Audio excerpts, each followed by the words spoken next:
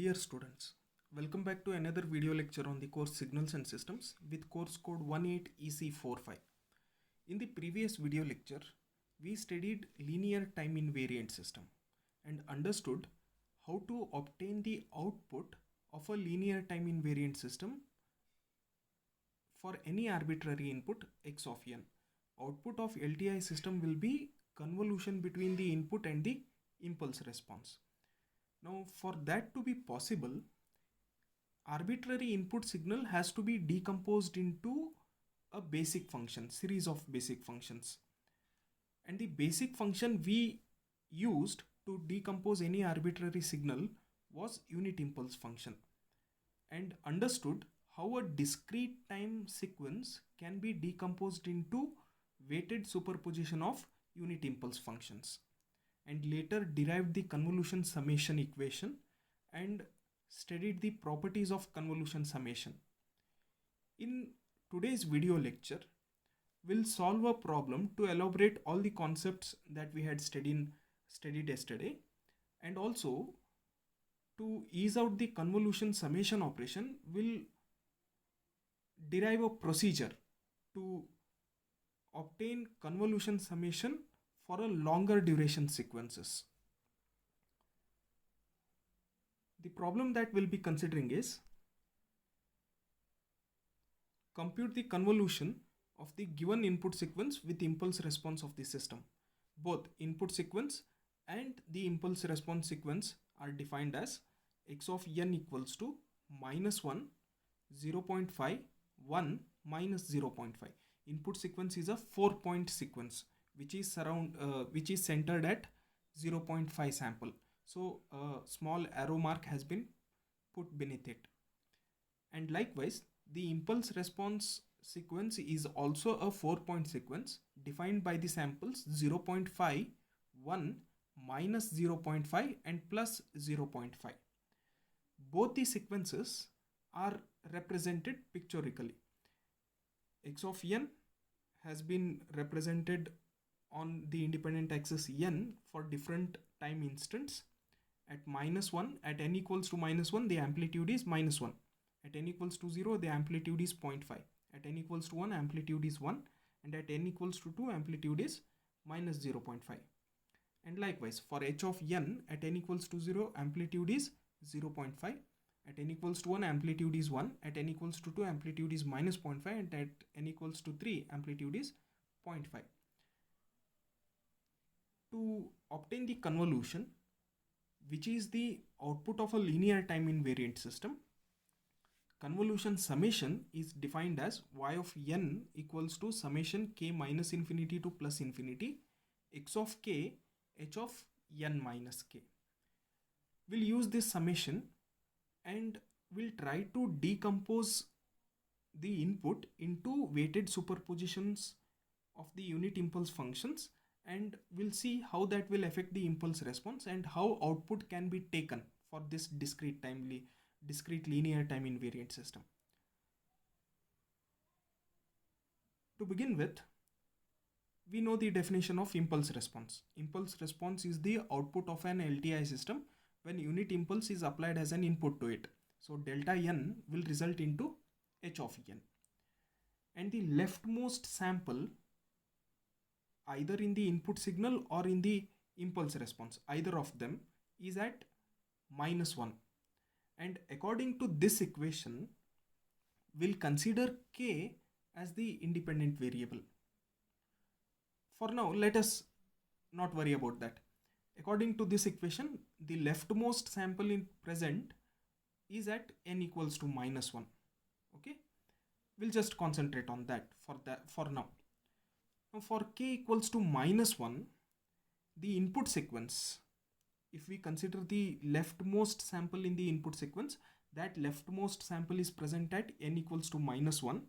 So in terms of impulse, it can be represented as delta n plus 1.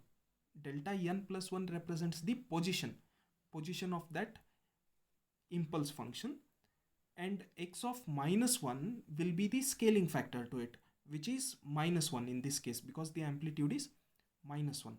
So for k equals to -1, the position of that sample will be represented as x of minus 1 delta n plus 1. And the same sample has been represented in terms of the graph. Now, if this is the input to a linear time invariant system, output corresponding to this input sample according to linearity and time invariance property we studied in the previous class, and according to this convolution summation equation, will be impulse response will be shifted by the same amount of time, and the same scaling factor will be multiplied to it. So output will be x of minus 1 h of n plus 1. Now h of n plus 1 corresponds to time shift in the impulse response, and after time shifting, each of the samples in the impulse response will be multiplied by the scaling factor x of minus 1, because this system is linear time invariant system. So linearity and time invariance will both be taken into consideration to get the output of the system. So the impulse response sequence, which was starting at n equals to 0, has been shifted to n equals to minus 1, and after shifting, each of the samples in the impulse response has been multiplied by x of minus 1, and for this instant x of minus 1's value is minus 1. So each of the sample has been scaled down by minus 1. So at n equals to minus 1, the sample is 0.5. 0.5 is multiplied by minus 1, so it will be minus 0.5. At n equals to 0, it will be 1 now, and it has been scaled by minus 1, so it will be minus 1. And likewise for the other two samples, it will be 0.5 and minus 0.5 at n equals to 1 and n equals to 2 respectively. This is the output of LTI system for only one sample, which was present at n equals to minus 1. Now likewise, we need to do this for all the samples present in the input sequence. So the next sample will be present at n equals to 0, and that sample will be represented as delta n. So for k equals to 0, x of 0 multiplied by delta n, and x of 0 will be the scaling factor. So 0.5, which is present at n equals to 0, if this is the input to LTI system, then the corresponding output from LTI system will be x of 0 h of n. H of n is the impulse response sequence of the system. It will be scaled by x of 0, which is the amplitude present, which is the amplitude of the impulse present at that instant of time. So each of the sample in the impulse response will be scaled by 0.5. So at n equals to 0, we'll be having 0.25, at n equals to 1, 0.5, at n equals to 2, minus 0.25, and at n equals to 3, plus 0.25. And this is the output corresponding to only one sample of the input, which is present at n equals to 0. Likewise, for k equals to 1, impulse function will be represented by delta n minus 1, and the scaling factor will be x of 1. If this is the input to LTI system, output will also be shifted. Impulse response will also be shifted by the same amount of time, h of n minus 1 multiplied by x of 1. So impulse response will be shifted to n equals to plus 1. It will be delayed, and each of the sample in the impulse response will be multiplied by the scaling factor x of 1, where x of 1's value is 1. So the samples will be 0.5, 1, minus 0.5 and plus 0.5, which will be starting from n equals to 1. Because the impulse input sample was shifted, impulse response will be shifted. And likewise for k equals to 2, x of 2 delta n minus 2, x of 2's value will be minus 0.5. If this is the input to an LTI system, output will be, impulse response will be shifted by the same amount of time. So we'll get h of n minus 2. h of n minus 2 is 2 units delay of h of n. After delaying the signal or the impulse response sequence, each of the sample in the sequence will be scaled by x of 2, which is minus 0.5. So we'll get minus 0.25 at n equals to 2, minus 0.5 at n equals to 3, minus 0.25 at plus 0.25 at n equals to 4 and minus 0.25 at n equals to 5. Now we have completed all the samples present in input sequence. Now if we accumulate all these results both on the input side as well as on the output side, if we accumulate the results, the decompositions on the input side, we'll get exactly the same input signal, which will be represented by weighted time shifted impulse functions represented by x of n equals to summation k minus infinity to plus infinity x of k delta n minus k, and these superpositions are represented pictorially again. If this is the cumulative input to an LTI system, the output should also be superimposed, and that output is given by at n equals to minus 1. Out of all of these results, there is only one sample at n equals to minus 1, which is minus 0.5. That minus 0.5 has been represented here. And at n equals to 0, there are two samples present, minus 1 and 0.25. Though both of these samples will be superimposed now. So 0.25 minus 1 will be minus 0.75, which has been represented in the output sequence. At n equals to 1, there are three samples, 0.5, 0.5 and 0.5. So summation of all those will be 1.5. At n equals to 2, we have four samples, minus 0.5, minus 0.25, plus 1 and minus 0.25. Adding all of those will get 0, and likewise for all the other samples. Now this sequence, if you look at all of these weighted time shifted impulse responses, we can represent, or it looks like the convolution summation itself, which will be given by y of n equals to summation k minus infinity to plus infinity x of k h of n minus k. If x of n, if we can decompose input signals into time shifted unit impulse functions, then the impulse response will also be time shifted and multiplied by the same scaling factor. So if x of n is the input to LTI system, y of n will be the output from that LTI system, which will be obtained by multiplying the input signal with the time shifted impulse response function represented by h of n minus k.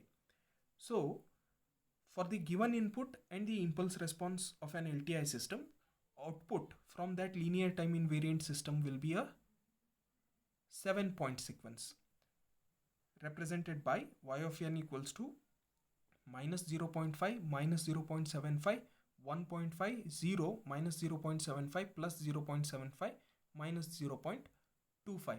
Now these samples are the result of summation or overlapping of the samples present at those instants of time only. So basically, convolution gives us the amount of overlap between the input signal and the impulse response of the system. This is the underlying concept of convolution. That's all. Convolution gives us the amount of overlap between the input sequence and the impulse response of the LTI system. And these output convolution summation samples or convolution summation has some properties to it. To begin with, the length of the convolution summation or the length of the convolution will not be arbitrary. It is predefined, and length of the output convolution summations output y of n will be defined as n plus m minus 1, where n is the length of the first sequence and m is the length of the second sequence. It will be sum of two sequences minus 1. In the above example, both the sequences were of 4-point samples, capital N equals to 4, capital M equals to 4. So it will be 4 plus 4 minus 1, 8 minus 1, 7. The resulting output from this LTI system will be a 7-point sequence. and the starting index of the convolution summation. If both the sequences are not starting at the origin, then the starting index of the convolution summation will be defined by y of n will be equal to 0 for n less than L1 plus L2, where L1 will be the starting index of the first sequence and L2 will be the starting index of the second sequence. Again, in the given example, x1 x of n, the input signal was starting at n equals to -1 and the impulse response was starting at n equals to 0. So L1 is -1 and L2 is 0. So the starting index of this convolution summation will be -1 according to this condition. Y of n will be equals to 0 for n less than -1 plus 0 for n less than 1. So this means all the samples below -1 will be 0, meaning the sequence will be starting at -1 and appropriately will mark n equals to 0 point in the sequence like we did earlier.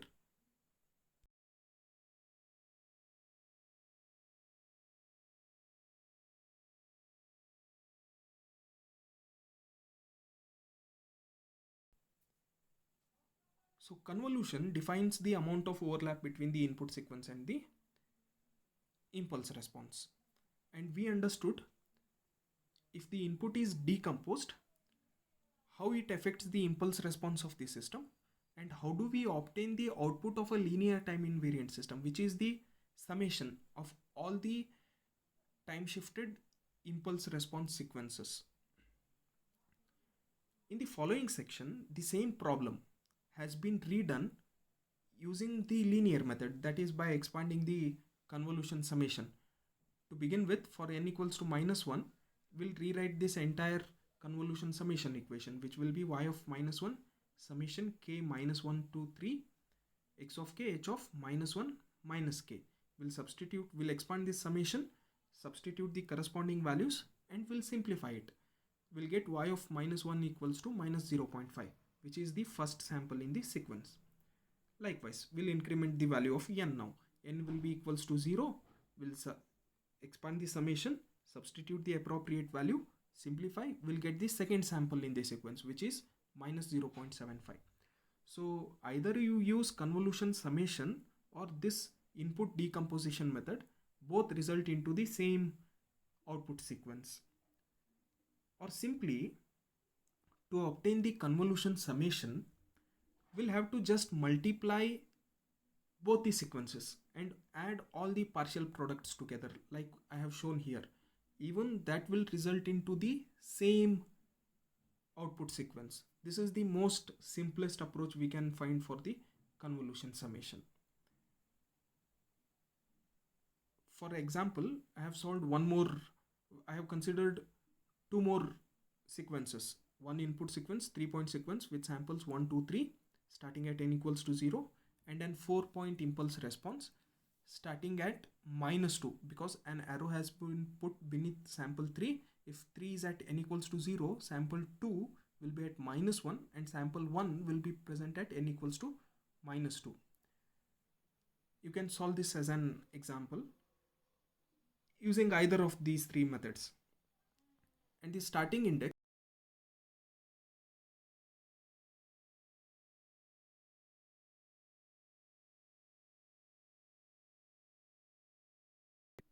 according to the above properties, and the starting index for this convolution sequence will be for -2. We'll consider one more example. Impulse response h of n is defined as 1 for n equals to 0 and half for n equals to 1 and 0 otherwise. And the input sequence is defined as 2 for n equals to 0, 4 for n equals to 1 and -2 for n equals to 2 and 0 otherwise.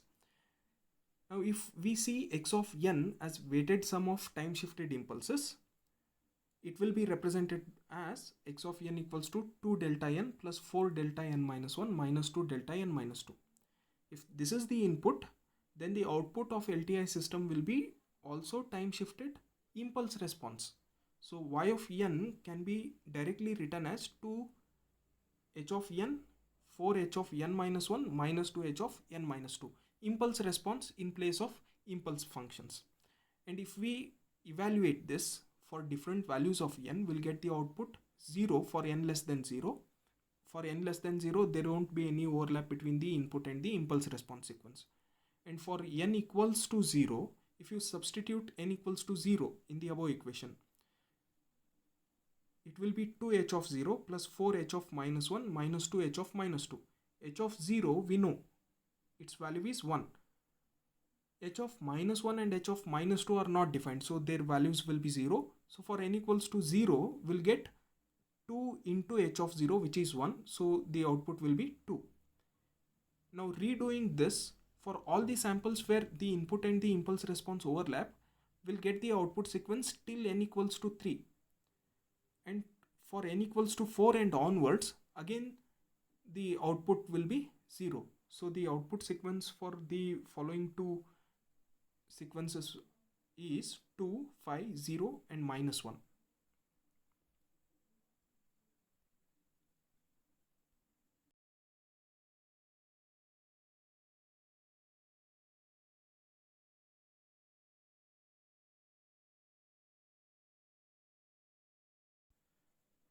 Now to summarize, what we did is, in all of the above problems, we found the output corresponding to each time shifted impulse and then summed each weighted time shifted impulse response to determine y of n.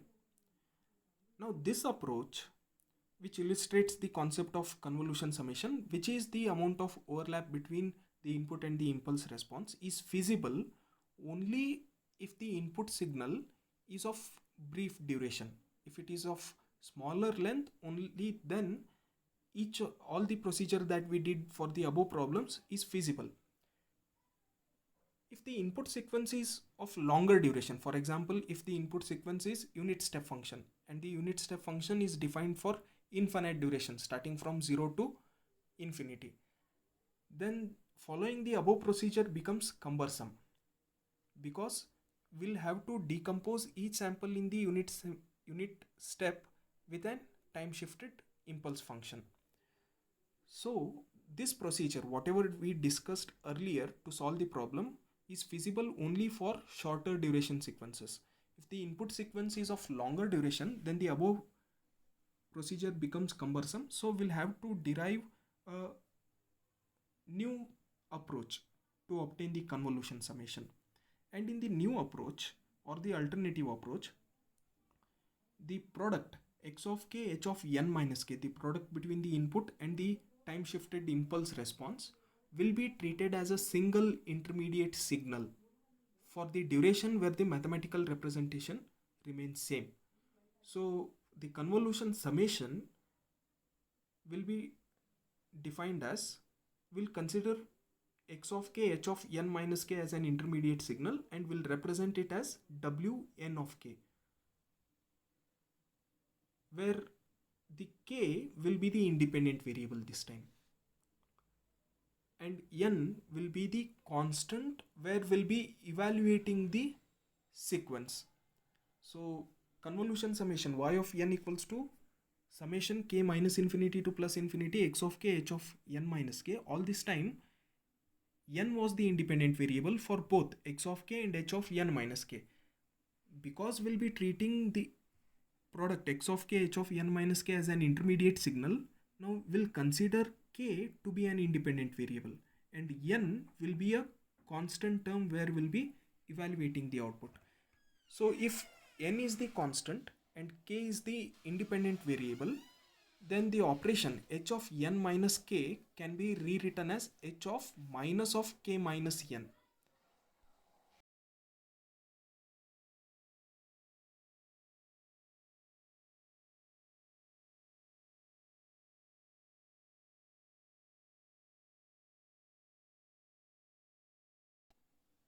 Now according to the operations we studied in the first module, h of minus of k minus n for k independent variable, this signal will be obtained by first reflecting or taking time reversal of the impulse response and then shifting it by minus n. So h of n minus k or h of minus of k minus n is the reflected and time shifted version of h of k, if k is the independent variable, if we consider k as an independent variable. Now this h of n minus k, if n is negative, then h of n minus k is obtained by shifting h of minus k to the far left, while if n is positive, then h of minus k will be shifted to far right. The time shift n determines the time at which we evaluate the output of the system. So convolution summation with an intermediate signal wn of k will be written as y of n equals to summation k minus infinity to plus infinity wn of k. Now we need to determine only one signal, one intermediate signal wn of k for each time n at which we desire to evaluate the output. And the entire procedure is summarized in the following step.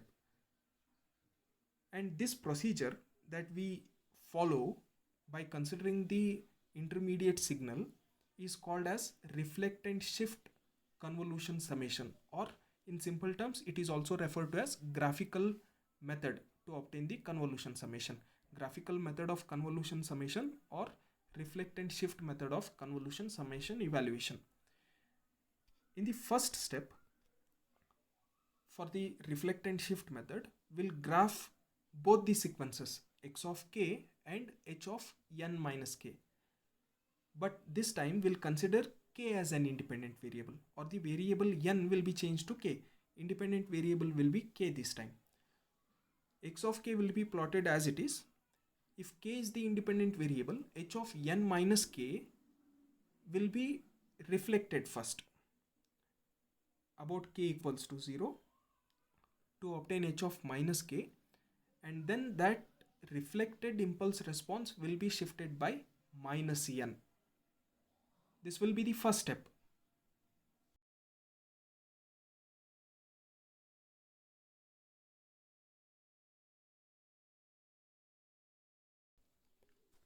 And the second step in the procedure is, after obtaining the reflected version or the time reversed version of the impulse response, we'll begin by shifting that sequence to the far left side. That is, we'll consider n value to be very large and negative. That is, we'll begin with n large and negative. We'll shift h of minus k to the far left on the time axis. And the third step in the procedure is, after shifting the impulse response to the far left, we'll write the mathematical representation for the intermediate signal wn of k. Step number 4 in the procedure, increase the shift n. Increase the shift n means we'll start moving the impulse response sequence towards the right side. In the second step, we'll consider n to be large and negative. That is, we'll shift the impulse response sequence to the far left side, and we'll gradually start moving that impulse response sequence towards right side to check the amount of overlap. So in step number 4, we'll start increasing the n value, which will move the impulse response sequence towards the right side. We'll do this until the mathematical representation for the intermediate signal changes. The value of n at which the change occurs in the mathematical representation defines the end of the current interval and the beginning of the new interval. Now for each mathematical representation change, we'll just record the interval and the value for that interval. Step 5 in the procedure is, let n be in the new interval. Repeat steps 3 and 4. That is, we'll keep on shifting and we'll be noting down the mathematical representation. And this will be done until that mathematical representation changes. Interval of all time shifts and corresponding mathematical representation for intermediate signal wn of k are identified. Now this to be possible, we'll have to usually increase n to a very large positive number. For a very large positive number means we need to check the amount of overlap. If the signal exists for a longer duration, then the impulse response have to be shifted. The entire input signal has to be covered. So we need to increase n value to the, or shift the n value to the far right side, which is usually the largest positive number. And the last step in the procedure is, for each interval of time shifts, sum all the values of the corresponding intermediate signal to obtain the output y of n on that interval. Now for all the intervals where the mathematical representation for intermediate signal changes will record the output or the value in those intervals, will just sum or superimpose all the values for different intervals. Wherever there is overlap, we'll get the overlap, and so on.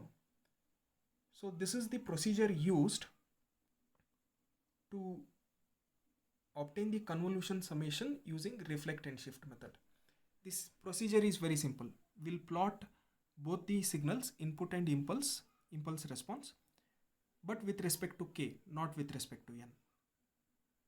And then we'll shift the reflected impulse response to the far left, and will gradually keep increasing the value of n. That is, we'll slide impulse response sequence from left side to right side to check the amount of overlap, the region where it overlaps with the input signal. Now that amount of overlap itself is nothing but the convolution summation result. I hope all of you followed the procedure and the concepts that we have been doing today. In the next class, we'll solve some problems to understand these procedures. I'll summarize these procedure again and then we'll solve some problems. If you have any doubts, you can contact me. Thank you all.